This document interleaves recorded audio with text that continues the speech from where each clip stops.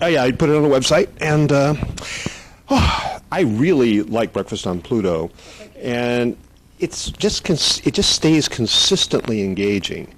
You know, it doesn't reach the high of like the Crying Game. You know, it goes, but it really just keeps you going. Talk about your fascination with Charles McCabe. I haven't seen Patrick McCabe because there's a columnist in town named Charles McCabe. That's Patrick McCabe, whose Butcher Boy you also did. Yeah. Talk a little bit about this now two-film collaboration and the sensibility involved. Well, do I hold it? Yeah, no, it is a collaboration actually because you know we collaborated on the Butcher Boy very much. So he wrote a draft, I wrote a draft, he wrote a draft, I wrote a draft, and on this it was a different thing because in the Butcher Boy it was like the novel that to me seemed impossible to film. You know, and to everybody who read it seemed impossible to film. So I kind of was finding my way into this seemingly insoluble problem. You know, to get the whole essence of this book on the screen. This is Breakfast on Pluto is quite different because it was a very episodic novel. You know, it was almost like a kaleidoscopic, willfully unfinished book in a way. You know, and the themes, the search of the central character, you know, that drove the central character out of his home, you know, through the world to London, searching for his mother, searching for kind of an alternative family, didn't resolve itself at all in the book, you know. So when we did this, I said, Pat, we've got to finish this. We've got to finish the book for you, or write a parallel book that is finished, you know, that kind of thing. So he began to do that, and the first thing he did was bring the father back into the story, the father of the priest. Father as a priest, in other words, came back and actually changed his nature and became a benign figure, and I thought that's really interesting. And then I began to write it myself and take it over and began to change more and more things. You know. So, for example, in the novel there isn't a glam rock show band. In the novel there isn't a magician. In the novel there isn't a theme park. You know. In the novel there isn't a peep show. You know. In the novel he never sees his mother. He never meets his mother. In the novel his father doesn't get back in town where his mother lives, and there's no reconciliation with the father. It's a different animal, but the book was kind of freewheeling and loose enough to allow me to do that, really. Talk about Cillian Murphy. Where had you seen him? Cillian. I'd seen him on the theatre in Dublin. Seen him in a small movie that Jim Sheridan's daughter made called Disco Pigs. That was all when I'd finished the script and I wanted to do a series of tests to see was it possible even for this part to be played. And Cillian gave this amazing performance. And that was about 4 years ago. I was writing a novel at the time. I was a bit nervous of approaching issues of political violence, you know, because the Irish kind of blight seems to have spread worldwide, you know. And I was kind of, I wrote a novel, I Made the Good Thief, I don't know in what order, I forget now. But anyway, and eventually, about a year ago, Cillian said, look, will you please make this film before I'm too old to play it? And I looked at it again, I said, okay, now's the time, let's do it. See? What qualities does he bring? I mean, Cillian. It's very special. You talk about what you Well, I mean, very simple. Look at it this way. He's very. Can I answer this? Well, shall I stop? Yeah, no, that's fine. Go ahead. Hello. Okay. Sorry. Hello. Excuse me. Tracy. Sorry. Hi, Christopher. How are you? I'm good. I'm just in the middle of an interview at the moment. Can I call you back? Yeah, I'm just doing press. I'll be maybe in about 20 minutes. Yeah. Thanks, Christopher. Bye. Sorry, it would have ruined your interview. Okay. Sorry, what were we talking about? Cillian. Yeah. Well, I mean, what Hollywood does to beautiful European men is turn them into villains, isn't it? Basically, that's the first thing he thinks. Like Peter Lorre, James Mason, you know. Turns them into what? Villains. Yeah. So it's kind of interesting actually that, but but he's a great actor. You know, he's a really truly transformative actor because he went through. I mean, I know Cillian seems to be delicate, seems to be thin and willowy, but actually he's as tough as Jesus. Sorry, should we just leave it? He's kind of made of steel, really, in a strange way, you know. And he's he went through the kind of physical transformation for this movie that other actors do in a far more obvious way. You know, when they put on 80 pounds or 100 pounds, or they bulk up with muscle or stuff like that. You know, and he became very thin. You know, very, very delicate, very. And it was a strange thing to do because he wasn't adopting any obvious mannerisms or anything like that. He was just kind of entering the soul of this character, really. You know? And he's that kind of actor who I'm sure will transform himself into other things, you know, that one could have never imagined in the future. You know? Had you seen him in any of the intermission or any? Well, I produced intermission. Oh yeah, right. Yeah. Yeah, So it's that's in. marvelous. Yeah, he's wonderful. Very simple. That was it. What is it now about these Anglo-Irish actors that they just seem, it seems like it's the greater United States. They're getting they can play here, they get the American accents, it's like the entire world is open to them. You better ask them about that. I don't know. You know. It's amazing. Yeah. Well, I think the world belongs to actors at the moment, doesn't it? You know, it's the one time in the history of film where actually actors are at the driving seat of the whole process. You know. Liam Neeson, talk about him. Yeah, that's a chancy role to play these days. Liam, yeah. But I mean, Liam. I mean, thankfully, I've done. This is the third movie I've done with Liam, so I have a relationship with him. You know, so it was a very small part. It's not a very pivotal part. You know, it bookends the film, and it's kind of just the deciding kind of factor in the movie and the story. But it just took 2 weeks to shoot, so I just showed it to Liam, asked him would he do it for whatever we could afford it, and he said he'd glad to. So, and his acting has acquired this wonderful kind of gravity and simplicity, kind of quietness, quietude, the word in a way. And I thought it was wonderful the way he transformed as an actor. You know. Now, this is in some ways, it's not a trilogy, Mona Lisa, Crying Game, and Breakfast on Pluto, but in some ways you're dealing with these wonderful gender things in each one of these movies. You're right, in actually, a totally yeah. unique way. Yeah, It yeah. could be a trilogy. It could be, yeah. I really hadn't thought of it. Can I call it a trilogy Yeah, now? exactly, yeah, My call it. trilogy? I'd like to have a trilogy, yeah. Hello?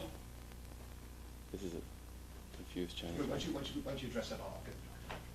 Address what, sorry? The trilogy aspect of it. Okay, wait. Thank you. Oh, it's key. Just give it to me. Thanks. Okay. No, it's for me. It's for me. I think it's key, yeah. A trilogy? Well, I suppose it is a trilogy, yeah, but it's a trilogy about... Well, if it's a trilogy that's developing. Because in Mona Lisa, Bob Hoskins falls in love with Kathy Tyson, you know, and goes in this grand kind of heroic, heraldic search for this lost waif who he finds out is Kathy's lover, you know. In the Crying Game, Stephen Ray goes on a vaguely similar mission, you know, to rescue the wife of the man he has basically killed or caused his death, you know, and finds out she's a man, yeah. And but it's different because I suppose both of those movies were about people finding aspects of themselves that they didn't know exist, or, you know, finding reality in the world they didn't know exist. In this movie, there is no question about what the central character thinks about himself. You know, this movie is not about the path from innocence to experience. It's not about a coming of age story. It's not about finding one's sexuality or finding one's nature in any way. There's no question about who the character is and what he is, you know, from the moment he can speak, basically. And I kind of like that about it, actually. You know, so it becomes a story about the preservation of his innocence, really, more than anything else. You know, the preservation of his aesthetic, the preservation of himself, you know. One thing I was thinking about searching for this interview, in many respects, in Mona Lisa and the Crying Game, a heterosexual man is confronted with feelings that could be homoerotic that he isn't aware of, and Bob Hoskins not, but he's confronted with the fact that his love for this woman is thwarted by a same-sex relationship, and Stephen Ray is confronted by his own feelings that he didn't know he had. And then in here now, the character is front and center. In this movie, the gender-challenged character is the focus of it. You're getting us closer and closer to the main action. And we don't have a heterosexual man to shield us from the implications of anything. Now it's front and center. Yeah. Well, no, actually, in the Crying Game, from Fergus's point of view, he fell in love with a beautiful woman, yeah, who turned out to be a man. And the question was for him, is he any less beautiful? Now that he knows he's a man, of course he was beautiful and he knows he's a man. You know, that was the irony of it, really. And it was more a fact of him reconciling himself with the fact that it's the object that he desired, you know, at a different gender, you know. Who's that? Just Sorry. keep going. I'll get it. It's hard to talk. Yeah, no, no. Sure.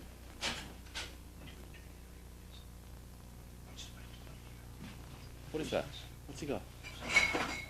Got water? Got food? Sure. No, it's okay. No, it's okay.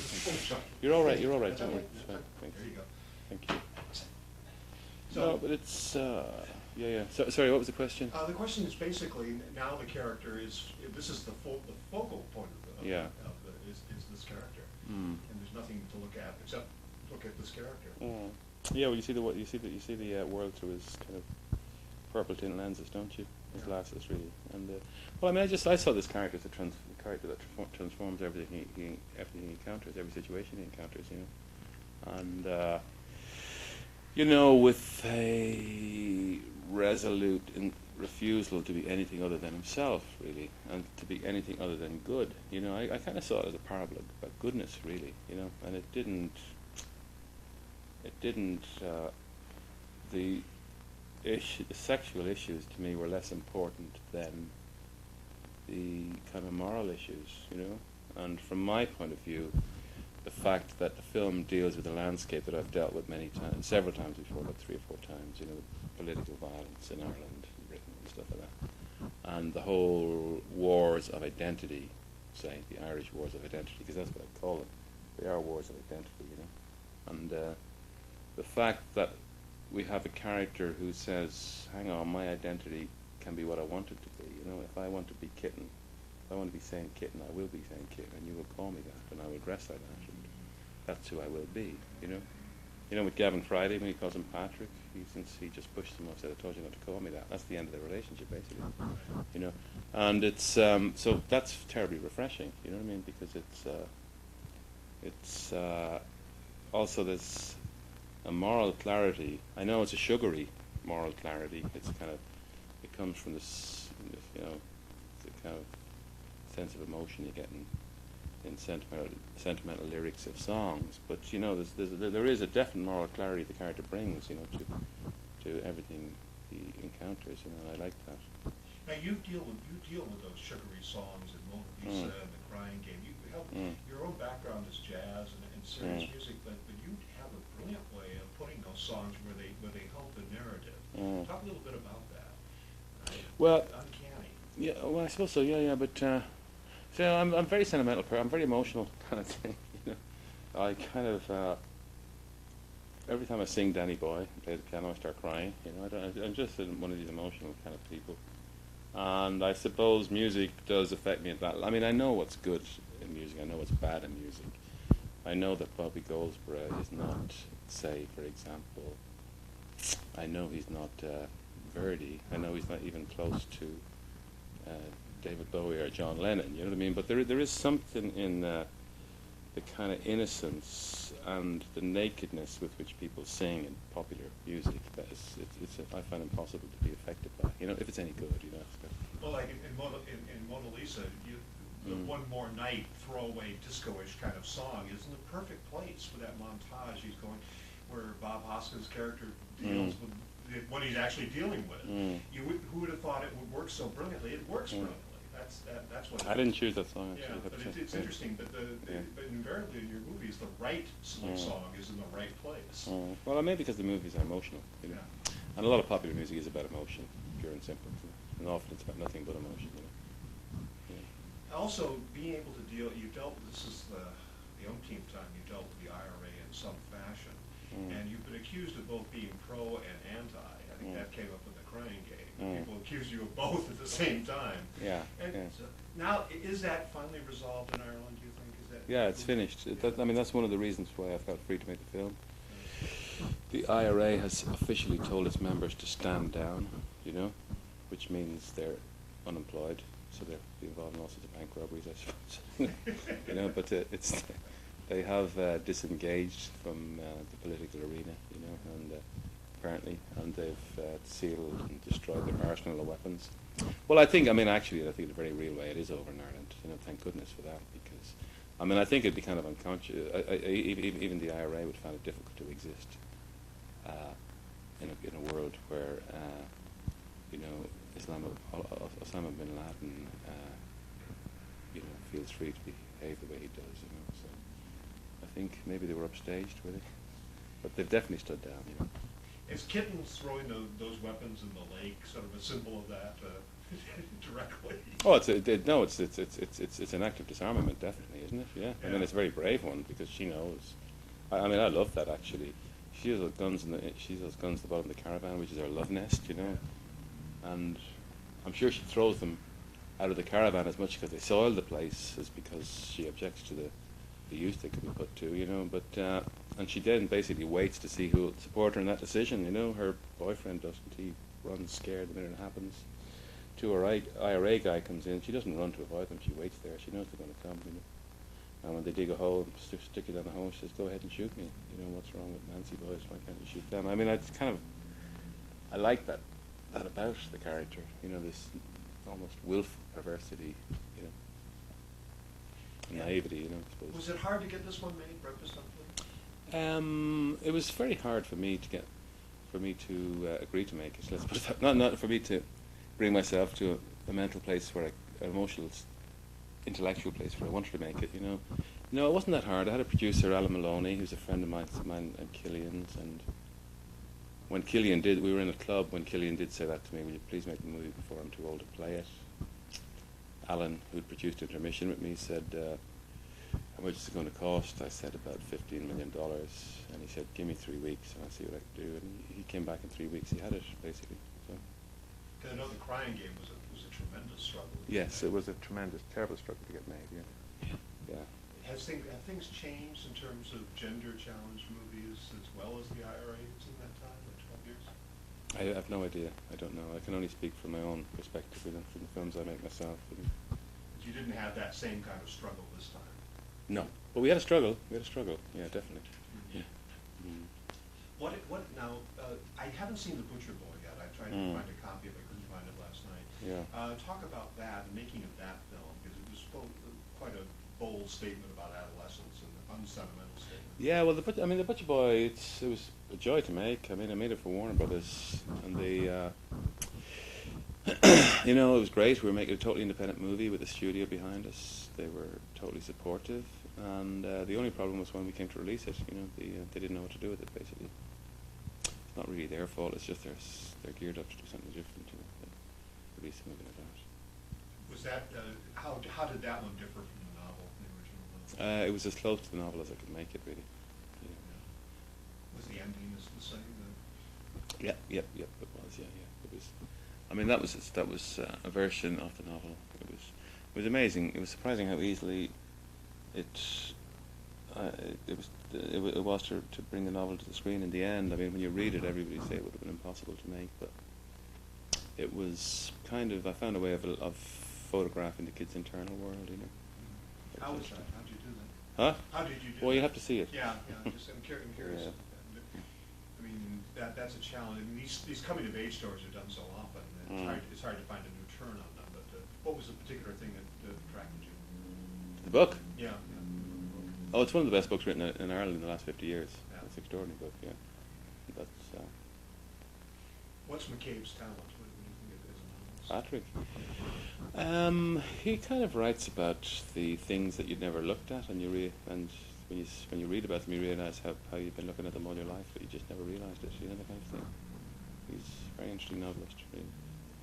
What was the hardest thing about Breakfast on Pluto to film in terms of? I mean, you have a number of. The hardest thing was that bombing that we did Yeah. in the discotheque, because I wanted to show it entirely subjectively, you know. So I kind of choreographed. I worked it out in a way that he'd be dancing, and he'd look at himself in the mirror, a large glass mirror in this discotheque, and as he looked at himself, the image would just come apart gradually, and then you'd gradually realise it was a bomb that was being blown apart. You know, that was very hard to achieve.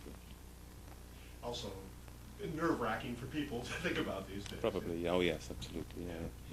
Parts of the world where that's happening. I know, all the time. Yeah. Any lessons from Ireland that we could learn? That anybody can learn? Is there anything that? From Ireland? Yeah, from the whole Irish history. Is there any lesson about that? I don't know. I've got many lessons, I'm sure. You know, don't abuse your granny. I don't know really.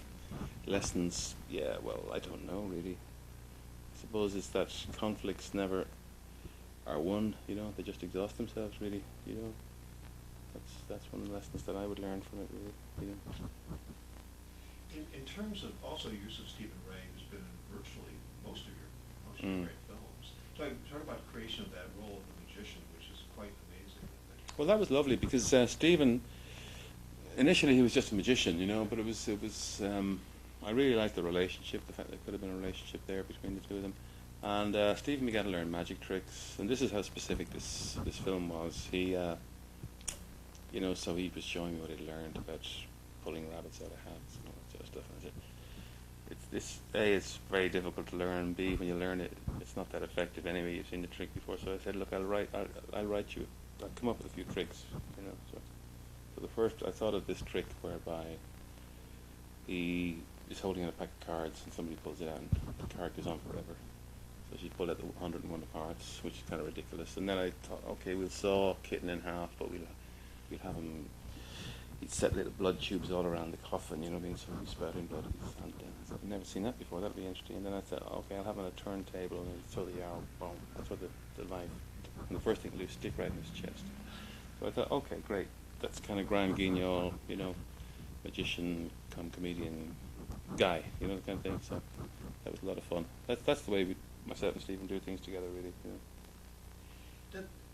None of your characters in your movies actually really think of themselves as homosexual, do they? In the formal sense. I think Kitten does. It does. Yeah, I think so. You know, absolutely. I think, but I mean, this is a movie that's in the 70s. It's before the Village People, you know, and it's before Freddie Mercury dressed in a white catsuit, you know, and it's before the kind of it's kind of just prior to when the gay movement really began to express itself as a separate thing. Do you understand what I mean? Yeah. You know, that's what I saw it as. It's kind of in the world of androgyny that David Bowie. Remember, David Bowie used to flirt with the idea of bisexuality and stuff like that, and even, you know, even guys like Led Zeppelin, you know, who was the biggest kind of girly band of all time, were wearing blusher and makeup and stuff like that. Do you know what I mean? So Yeah. it's that period really, but there's no doubt that this character is gay. You know. Some people have said to me, why don't I show him? Why don't I show him in sexual situations? You know, and stuff like that. It just didn't seem to fit the movie really. You know, because the story was about somebody. You know, kind of.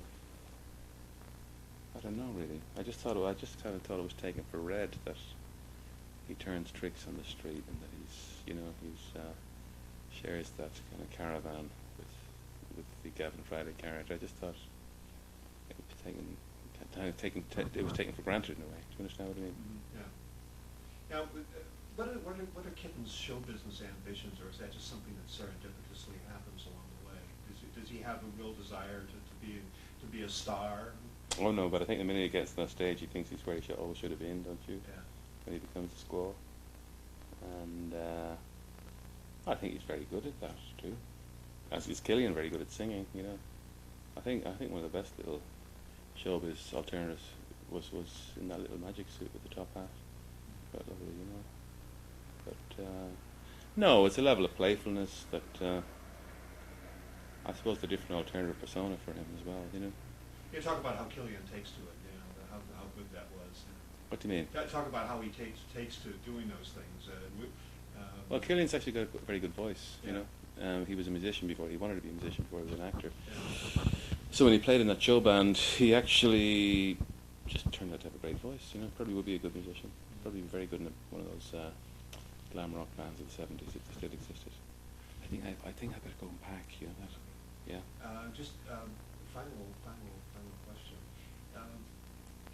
In some respects, maybe your most important contribution to film so far is basically tackling these great gender and violence issues. Talk about these ultimate identity, the Irish identity, and the ultimate human sexual identity. You know, a filmmaker, I can't think of anybody else who's really tackled those. And singular body of work and impactful films that people actually see.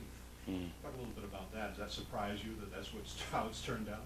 Well, I do try to make films that are behind the explanations that the world gives to us. You know, so I've made movies about politics that are not political movies, but they're about what's behind the political presumptions that are what's behind under the skin of a situation that is normally explained by politics. And, you know, I like to make films about things that people don't understand about themselves. You know what I mean? I like to presume that the world is. I mean, I've never really believed in logical explanations of human behavior. I don't think people understand why they behave the way they do at all. You know, and I don't think psychology or psychotherapy provides adequate explanations either. You know, and I love the bit in Citizen Kane when is it Joseph Cotton was talking about.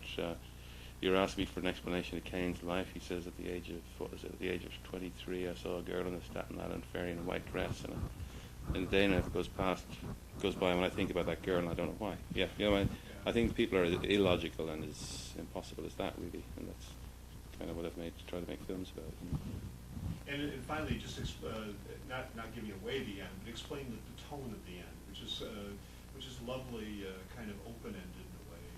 Well, he finds a family, you know. I mean, it's what I find very moving. I've got 5 kids, you know, and what I find very moving about the film is that he goes searching for his mother, and he finds his mother, and he realizes that her life is kind of complete, so he doesn't want to reveal who he is, yeah.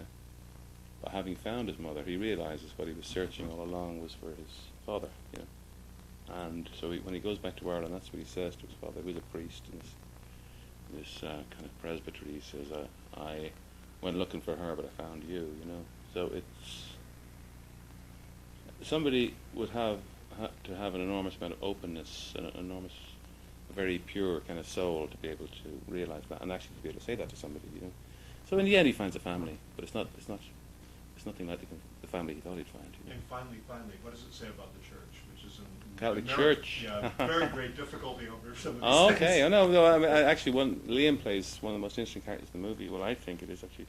He plays a priest, yeah, who, to become a Christian, has to divest himself of priesthood in a way. You know, he plays a priest who, to become charitable, or to act morally, you know, has to lose his cloak, you know, in a way, and has to defrock himself in a way. So it's quite interesting that way, I think, you know. But it's not an anti-religious film at all, you know. It's not. Okay. Thank you very much.